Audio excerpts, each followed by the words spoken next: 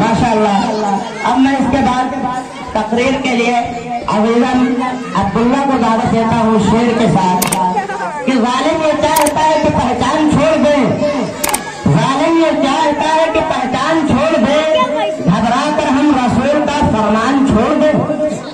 जालिम ये चाहता है कि पहचान छोड़ दे, घबरा कर हम रसूल का फरमान छोड़ दे। मरना हमें कबूल है मर जाएंगे मगर, मरना हमें कबूल है मर जाएंगे मगर मुमकिन नहीं कि दौलत कुरान छोड़ दे। मौसूफ माइक पर नहमदुहु व नुसल्ली अला रसूलिल करीम, अम्मा बाद।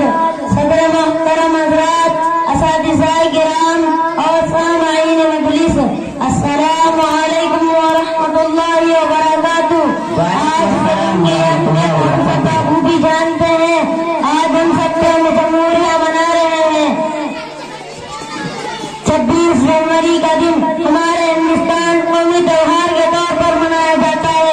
आज सभी को तो पता ही है कि हमारा मुल्क 15 अगस्त सन 1947 ईस्वी को अंग्रेजों के गुलामी से आजाद हुआ। मुल्क को अंग्रेजों के गुलामी से आजाद कराने में हिंदुस्तान को तकरीबन 360 जद्दोजहद करनी पड़ी। आजादी की जद्दोजहद में बेशुमार मुजाहिदीनों ने अपनी जानों की कुर्बानी दी। उसी तरह मुसलसल जद्दोजहद के बाद हमारा मुल्क 15 अगस्त सन 1947 ईस्वी को आजाद तो हो गया, लेकिन हमारा रहनुमाओं के सामने सबसे बड़ा मसला यह था कि हमारा कोई खुद का कानून नहीं था, क्योंकि जो अंग्रेजों का कानून था वो हमारे अंदर नफरत पैदा करने वाला कानून था, हमें बांटने वाला कानून था। अब हमें ऐसा कानून चाहिए जो हमें बराबरी ज्ञान दे, हमारे अंदर कोई ऊंच नीच ना हो।